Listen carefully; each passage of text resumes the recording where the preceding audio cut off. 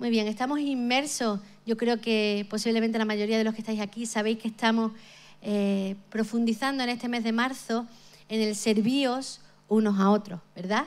Ese es el tema que nos está rondando durante este mes, que estamos intentando recalcar y enfatizar, no porque sea nuestro capricho y porque nosotros queramos, sino porque la palabra del Señor es un tema que resalta de muchas maneras diferentes y quiere que sigamos aprendiendo y que sigamos trabajando en ello y que sigamos recordando, aunque posiblemente ya se haya tratado mucho este tema.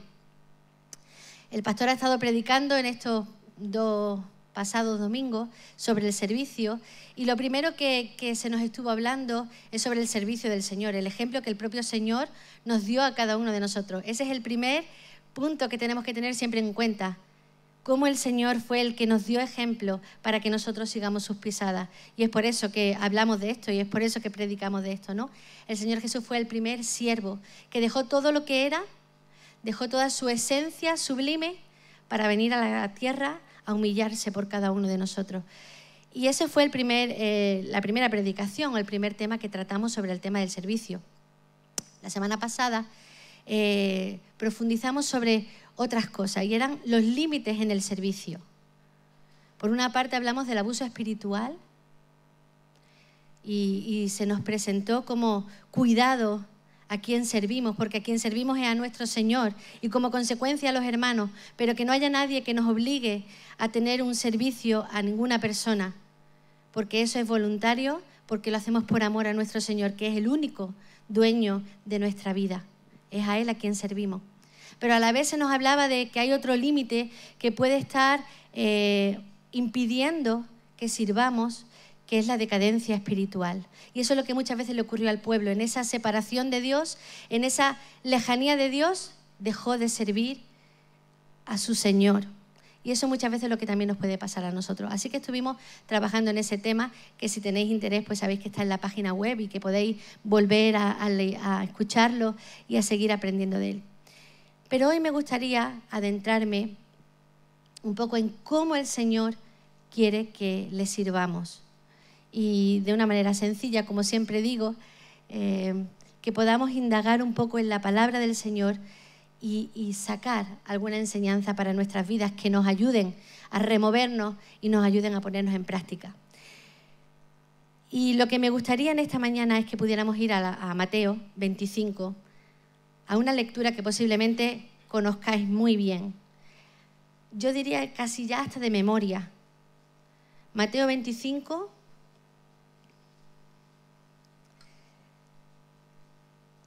los versículos del 14 al 30. Fijaros, son un montón de versículos.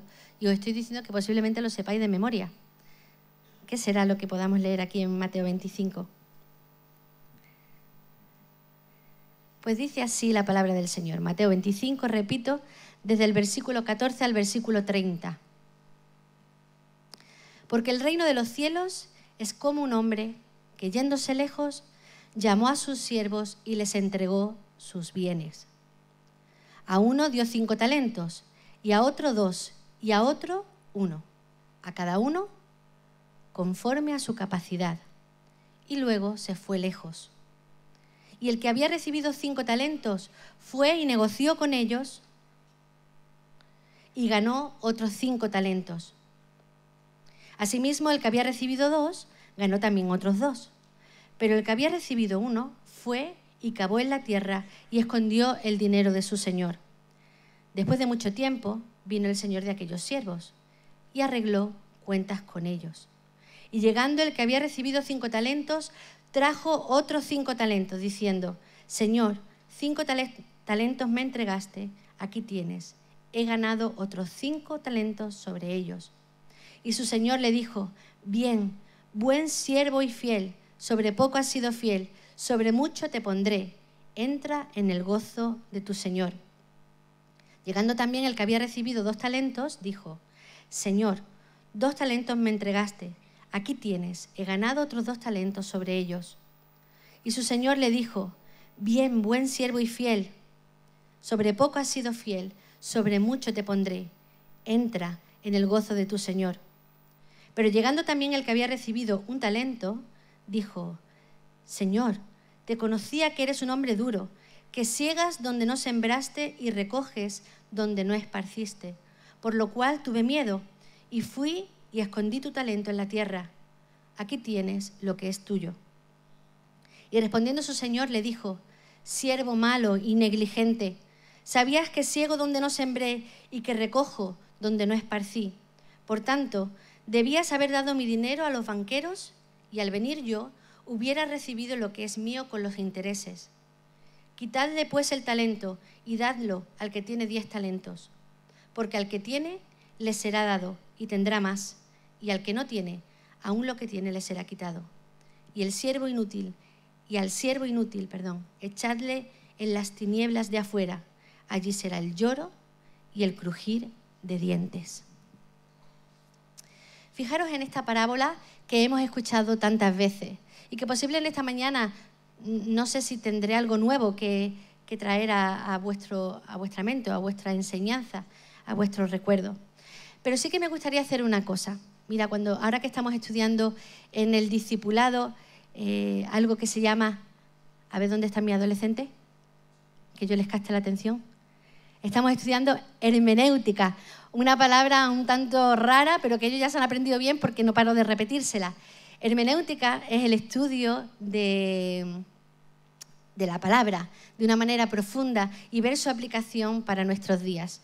Y estamos estudiando de muchas maneras diferentes, los 3 grupos distintos, cómo tenemos que acercarnos a un texto bíblico y aprender de él. Una de las cosas que hemos estudiado, una de ellas, pues tiene que ver con que tenemos que trabajar muy bien el pasaje en su contexto literario. Y bueno, tenemos que hacer muchas cosas que ahora no me da tiempo a explicar, o que si queréis aprenderla, pues os tenéis que apuntar en el discipulado, bueno, o preguntarnos o aprender de alguna otra forma. Pero el hacer un análisis literario del pasaje nos trae mucha información que posiblemente a veces se nos pasa desapercibida si hacemos una lectura rápida del texto. Y una de las cosas que tenemos que hacer en ese análisis literario pues tiene que ver con analizar el propio texto en sí y lo que el texto nos dice y qué es lo que es. En primer lugar, por no extenderme mucho en esto, lo que tenemos que ver es ante qué tipo de texto nos encontramos. Y si nos fijamos bien, que sé que lo habéis hecho ya, estamos ante una parábola, ¿verdad?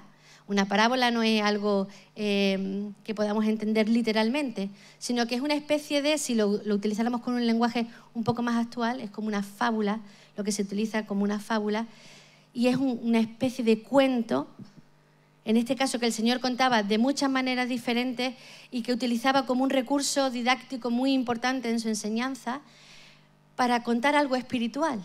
Es decir, Él contaba una especie de cuento que tenía que ver con algo que conocían coloquialmente todas las personas que estaban escuchándolo, pero que a la vez su enseñanza era una enseñanza espiritual.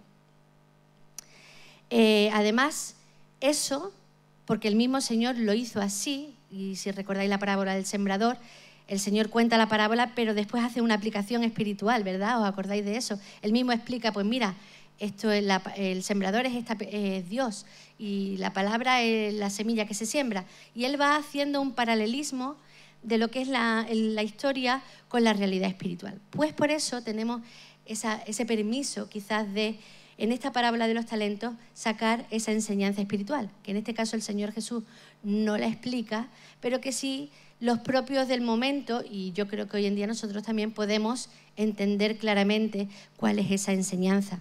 Así que ante este estudio literario del texto ya, lo primero que tenemos que tener en cuenta es que estamos ante una parábola, que no tenemos que coger con detalle cada uno de los aspectos y sacarle un comparativo, no tiene por qué ser algo específico, incluso imaginarnos cosas y sacarle una comparación, sino que puede ser una enseñanza un poco más general. Otra de las cosas interesantes que se hace en el estudio literario de un pasaje es ver dónde se encuentra. En este caso, que estamos dentro de los evangelios, otra de las cosas que hemos estado estudiando, la biografía, o como alguno de los adolescentes me dijo, ¿biografía o autobiografía? Y me pareció muy interesante esa apreciación, autobiografía, porque es el Espíritu Santo quien ha inspirado la palabra. quien ha escrito la palabra, ¿no? Y la biografía de nuestro Señor Jesucristo, pues son escritas por hombres, pero inspiradas por el Espíritu Santo. Así que hasta cierto punto podemos decir que pueden tener algo de autobiografía. Pues esta parábola está inmersa o escrita o contada en el Evangelio de Mateo. El Evangelio de Mateo es un evangelio que recopila la biografía de Jesús con una motivación específica, y es tener una ilustración didáctica, si lo podemos decir así. Mateo se encarga de recopilar diferentes sermones, diferentes enseñanzas del Señor Jesús, y las recopila por sermones y las junta así. No es un evangelio cronológico que nos muestre cómo fue ocurriendo las cosas en orden, en el tiempo. Eso lo hace Lucas. Ese es el trabajo de Lucas, que es un evangelio con un énfasis histórico y cronológico. Pero Mateo lo que hace es enseñarnos didácticamente y utiliza esos sermones. Y esta parábola, si os fijáis, está casi al final del evangelio y está incluida dentro del sermón que se llama de los últimos tiempos. El sermón de los últimos tiempos, en el que el Señor Jesús de diferentes formas va a explicarle a sus oyentes, a las personas que le rodeaban, a sus discípulos, que llegará el momento en el que el Señor vuelva y habrá el fin de todas las cosas. Y aquí está inmersa esta parábola de los talentos. Si nos fijamos bien y nos vamos un poquito antes, que es donde comienza este sermón, en el capítulo 24, vamos a encontrar los temas de los que habla. Se van a hablar de las señales antes del fin. Se va a hablar del regreso del Hijo del Hombre, es decir, de la segunda venida de nuestro Señor Jesús. Se va a hablar de la fidelidad y de la infidelidad del siervo. Justo antes de la parábola de los talentos se habla de la parábola de las 10 vírgenes, que estoy dando un poco por sentado que más o menos la mayoría conocéis el contenido de esos relatos. Y después de la parábola de los talentos se habla del juicio de las naciones. Así que estamos hablando de una parábola que está inmersa dentro de una temática que tiene que ver con los últimos tiempos. Es decir, llegará un momento en el que llegue el final de los tiempos. En ese tiempo el Señor Jesucristo vendrá y en ese momento tendréis que rendir cuentas de lo que habéis hecho. Y todo lo que se enlaza dentro de este sermón tiene que ver con eso. Por eso es interesante que cuando leemos la parábola la leamos a la luz de toda esa enseñanza. De que si se está hablando de siervos, que si se está hablando de actuar, se está hablando de trabajar, estamos hablando de que tenemos que hacerlo porque un día nuestro Señor volverá. Y eso es lo que la parábola nos relata, ¿no? Por último, esto sería lo último que tiene que ver con el trabajo literario que se hace. Tendríamos que buscar otros textos en la palabra que puedan ayudarnos a entender mejor el texto que estamos leyendo. Incluso si se repite en otro evangelio o si hay alguna parábola que sea semejante o parecida a esa. En este caso sí que tenemos una parábola muy parecida a la parábola de los talentos que se encuentra en Lucas, en el capítulo 19, que es la parábola de las 10 minas. No es exactamente igual, tiene otros detalles diferentes, pero al final la enseñanza es la misma, tiene ese mismo contenido. Y bueno, no tenemos tiempo ahora de indagar y profundizar en esa parábola de las 10 minas, que ese trabajo lo dejo para casa, pero es interesante el poder trabajar las dos parábolas y buscar las enseñanzas complementarias que puedan tener los dos textos. Muy bien, dicho todo esto, este sería el comienzo del estudio de la parábola de los talentos. Ahí es donde comenzamos a envolver esa parábola en su entorno y en su contenido específico. Y eso nos ayuda un poco a apuntar directamente a la enseñanza que el Señor Jesús quería transmitir en su momento a los oyentes que estaban allí escuchándole. Me gustaría que en esta mañana pudiéramos hablar de 4 cosas distintas en cuanto a esta parábola de los talentos que ya hemos leído. Primero, 4 cosas que yo resalto de esta parábola. Primero, lo primero que tenemos que darnos cuenta es que los talentos son del Señor. Los talentos no son de los siervos, los talentos son del Señor. Lo segundo que tenemos que darnos cuenta, y que vamos a mirar un poquito más, es que el Señor los da conforme a la capacidad de cada uno de sus siervos. El Señor los da conforme a la capacidad de cada uno de sus siervos. La tercera cosa que resalto en esta parábola es cómo estos siervos ponen en práctica o ponen en uso esos talentos.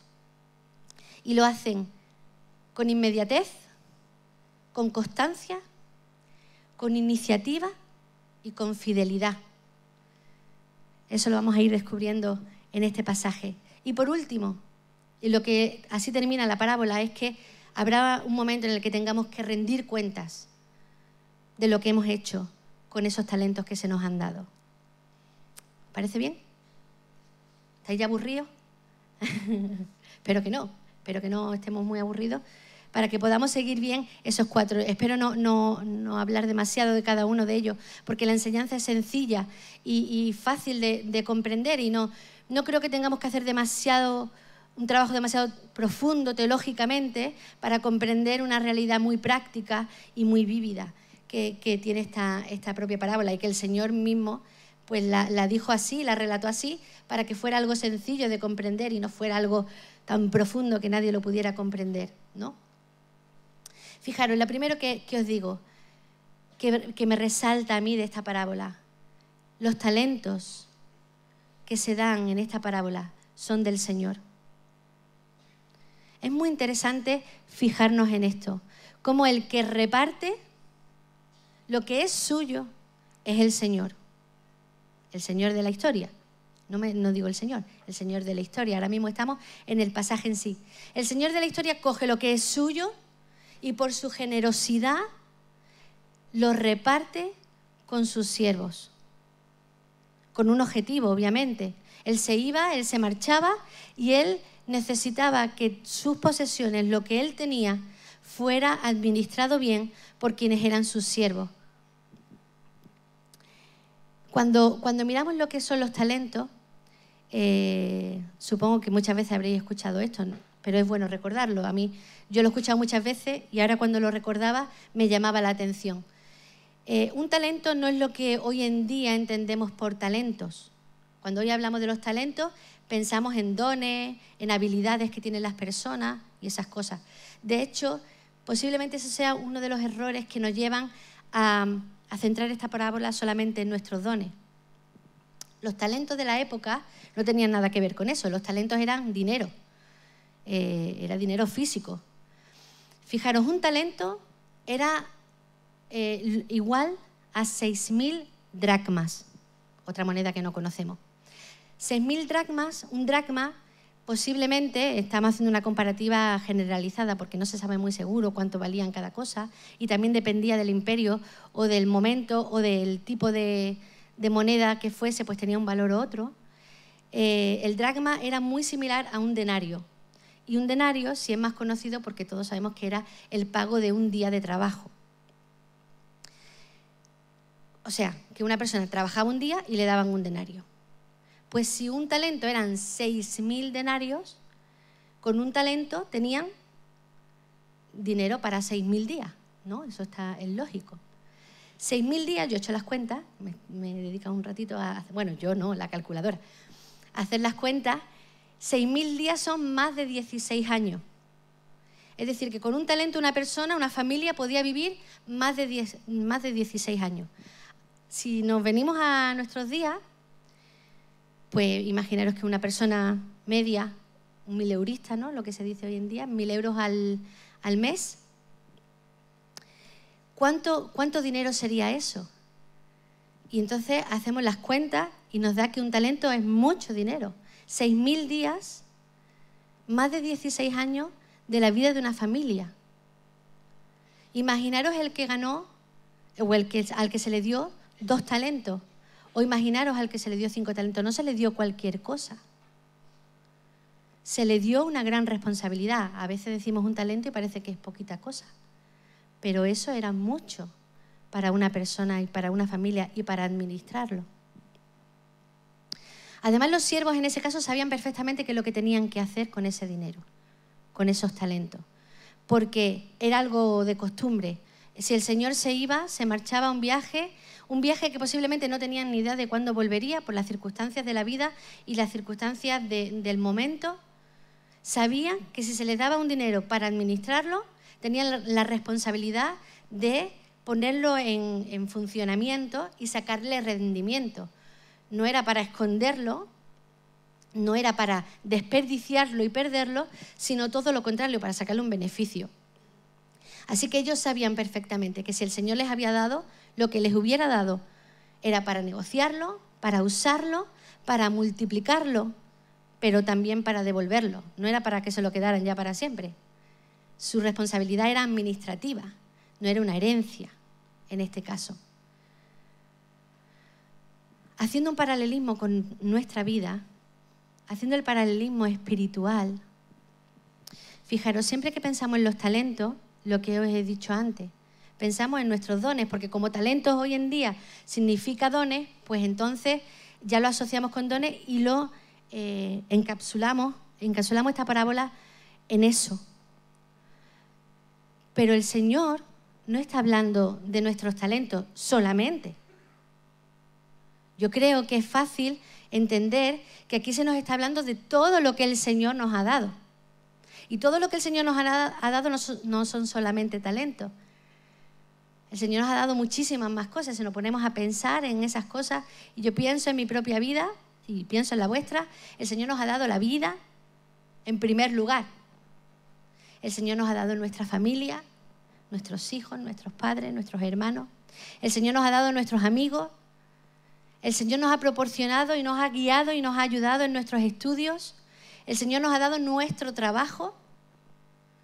El Señor nos ha dado nuestro cuerpo, nuestro carácter, bueno, nuestro temperamento, mejor, que es el que viene de origen. El carácter es el que formamos, pero el temperamento es el que nos viene de origen.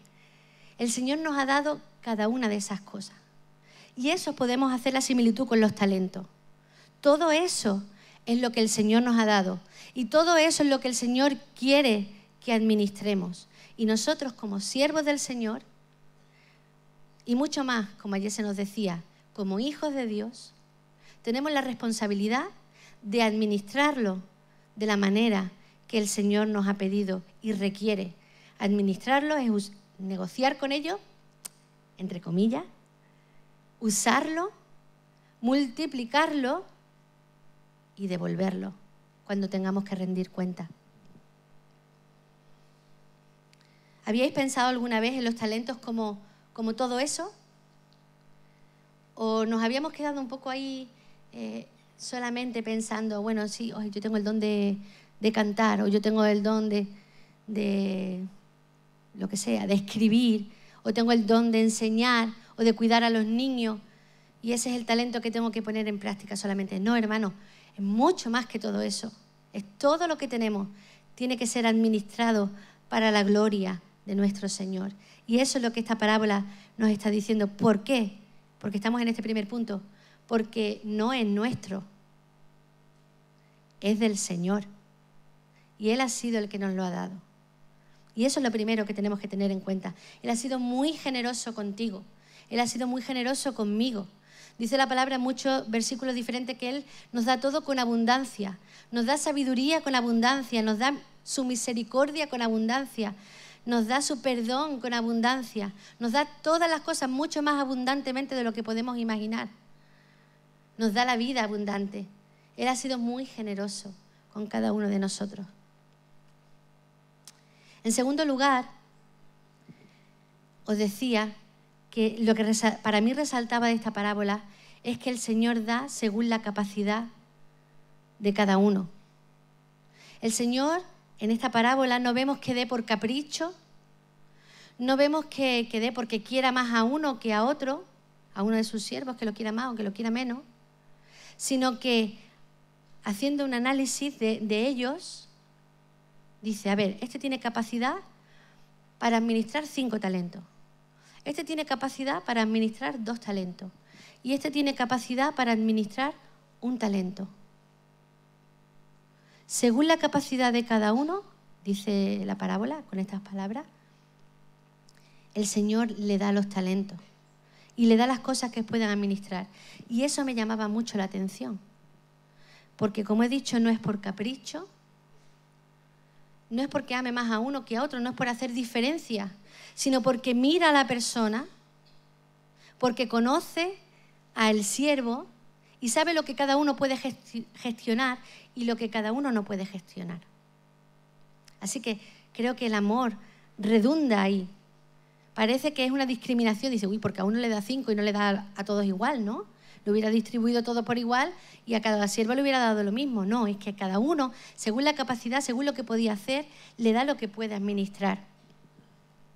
Y yo ahí veo la soberanía de Dios. Pero a la vez veo a un Dios creador y a un Dios creativo. Fijaros por qué. Dios es soberano, dice en otro de las cartas de la palabra, que el Espíritu Santo da conforme Él quiere, da los dones conforme Él quiere en este caso.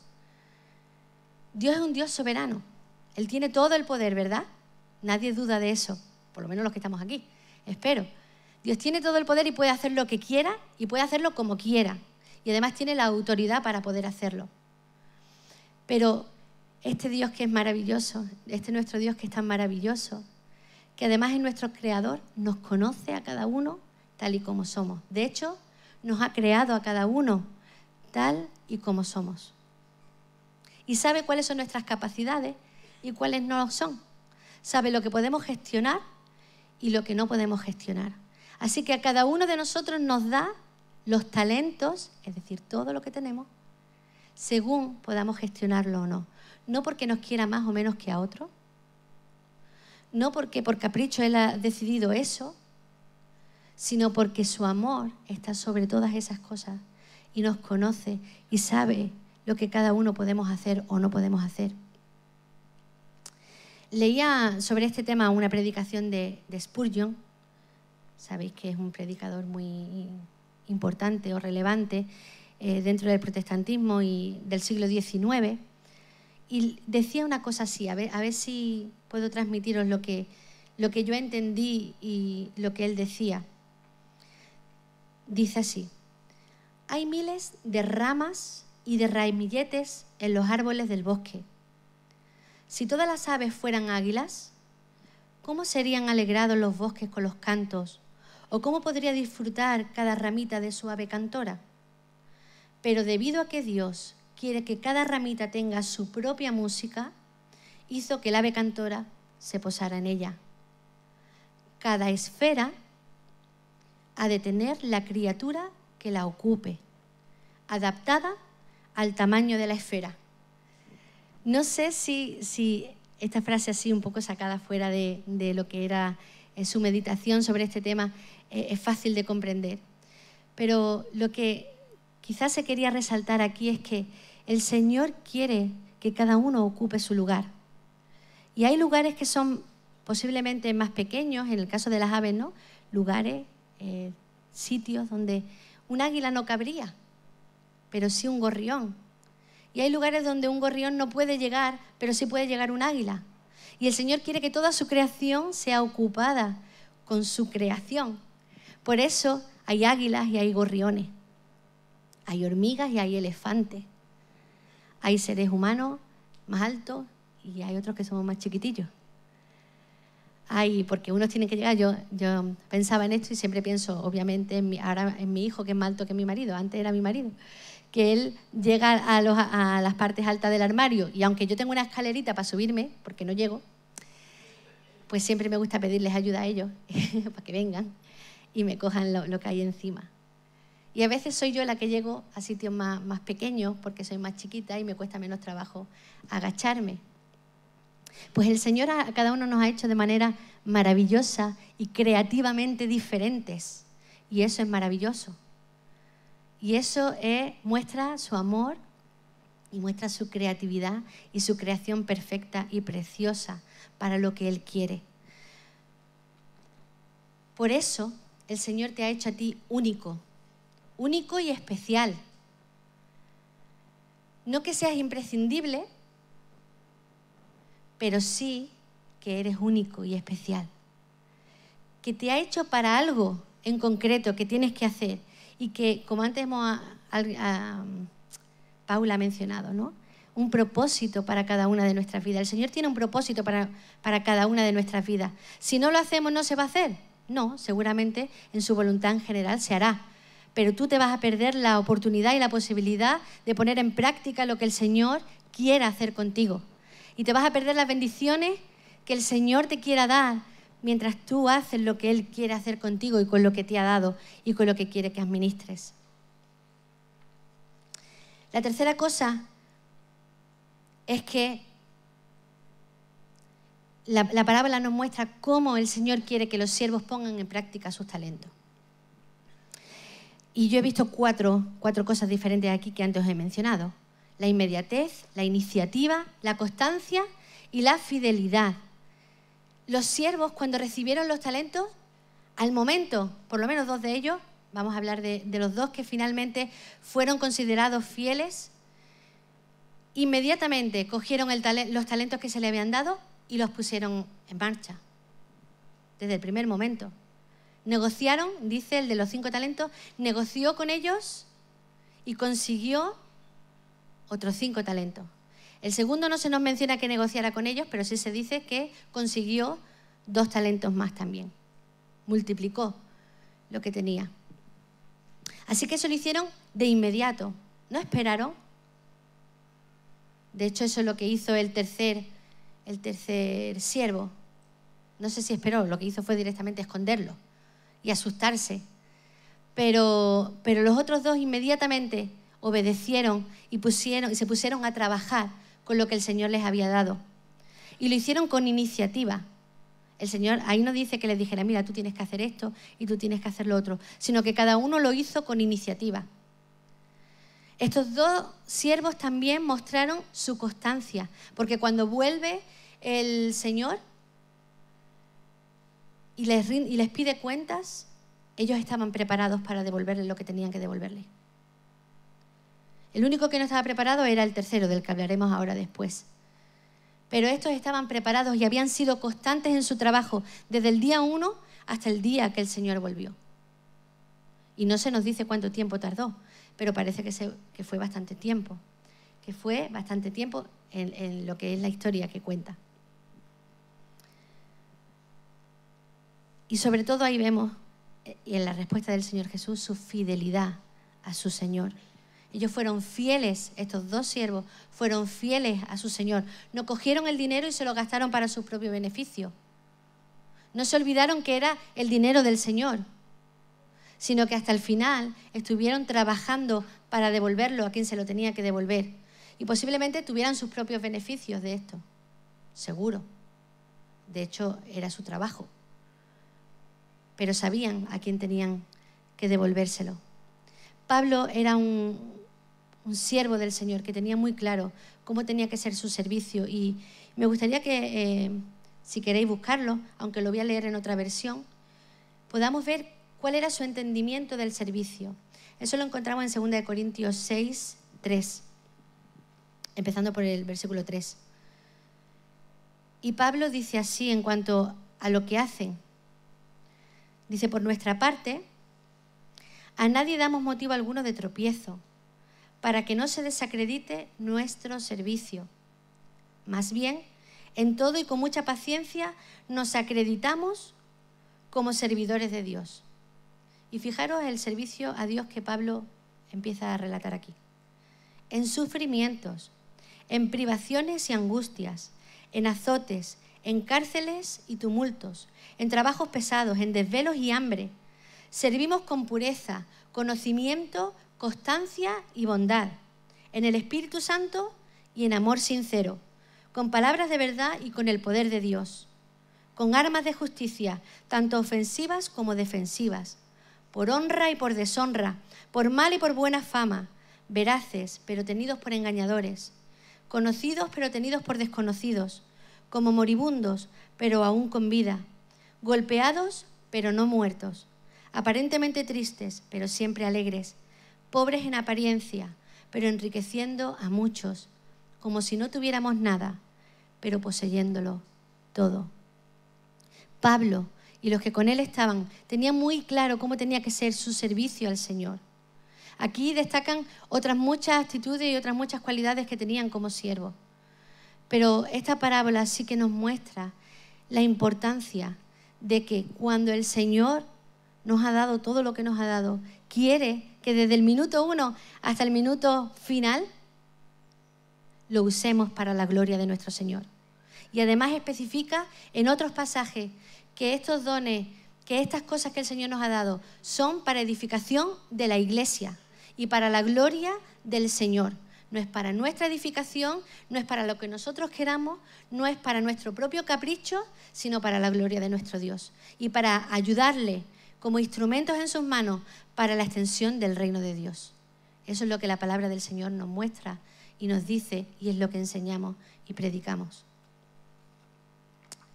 Así que, como conclusión de la parábola y también conclusión de esta meditación, el Señor vuelve, ¿verdad? El Señor vuelve y pide a cada uno de sus siervos pues que le den lo que es suyo.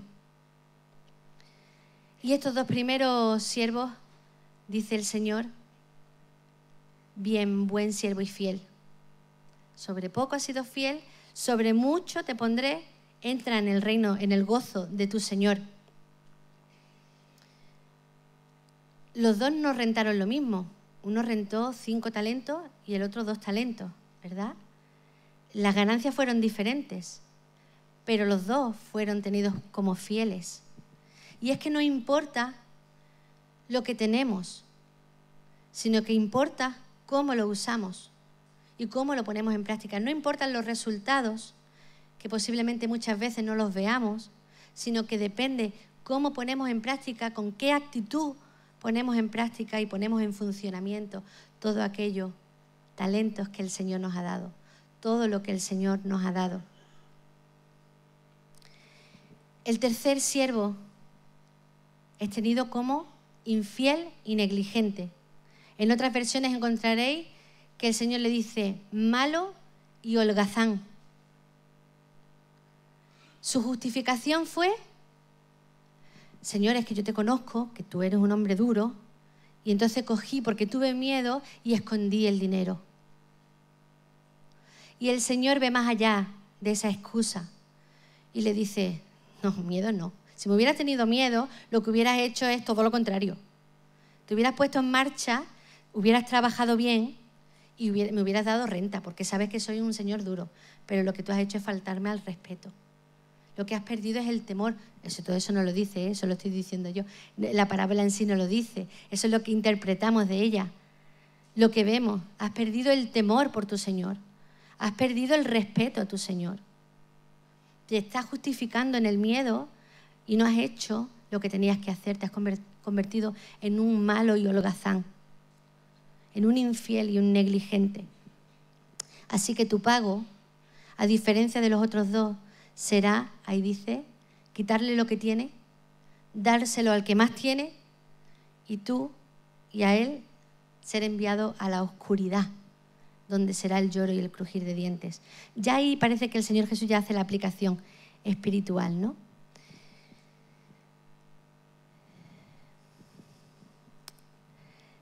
Si hacemos un resumen de todo lo visto, hermanos, quiero que nos vayamos con ideas muy claras. Primero, todo lo que tenemos, todo lo que tú tienes no es tuyo, es del Señor.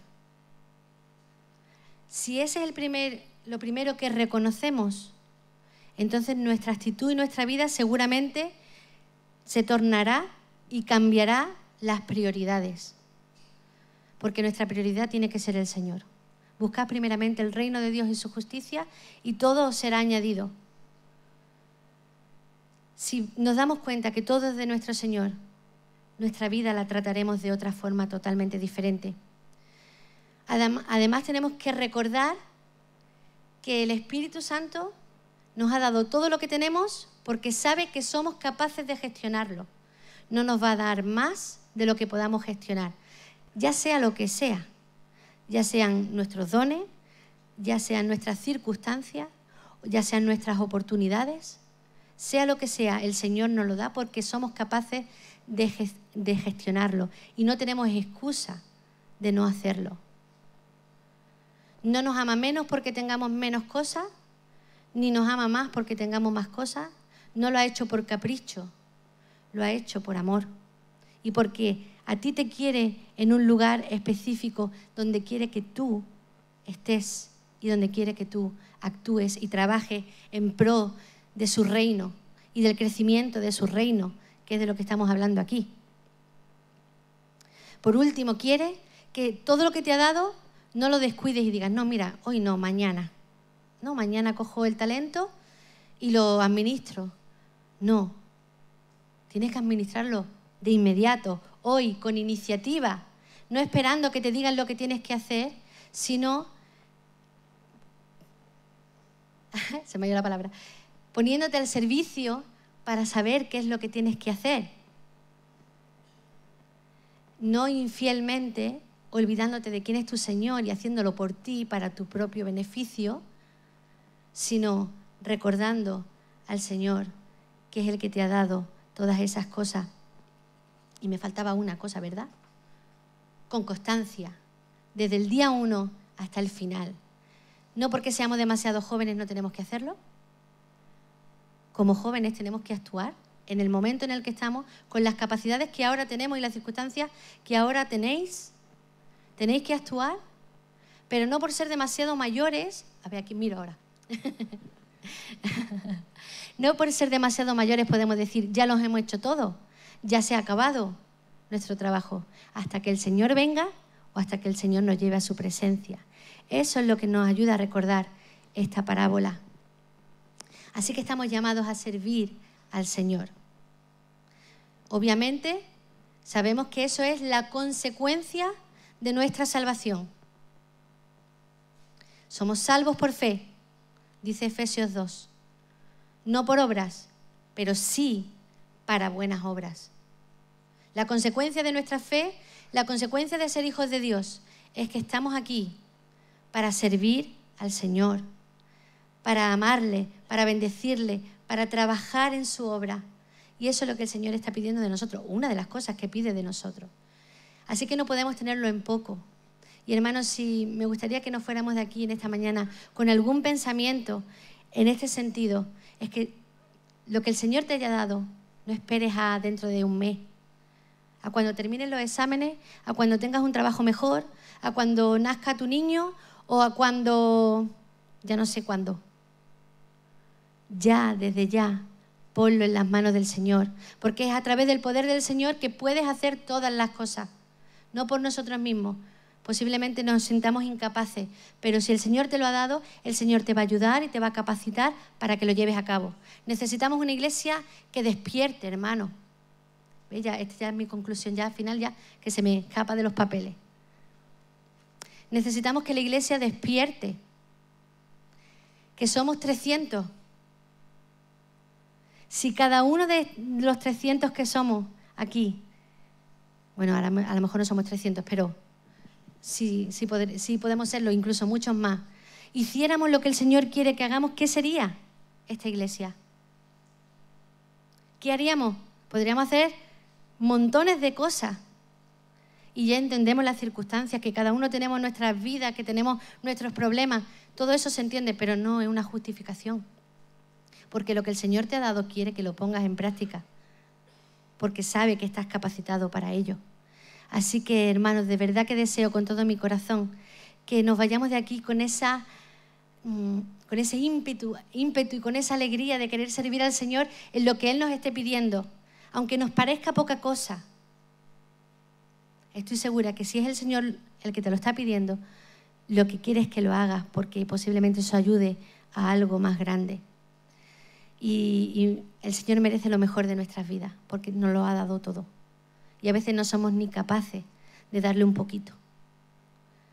Así que, hermanos, que el Señor os bendiga mucho y que con todas esas bendiciones que os dé, la pongáis a su servicio. Ese es mi deseo y esa es la palabra que en esta mañana yo quería traeros.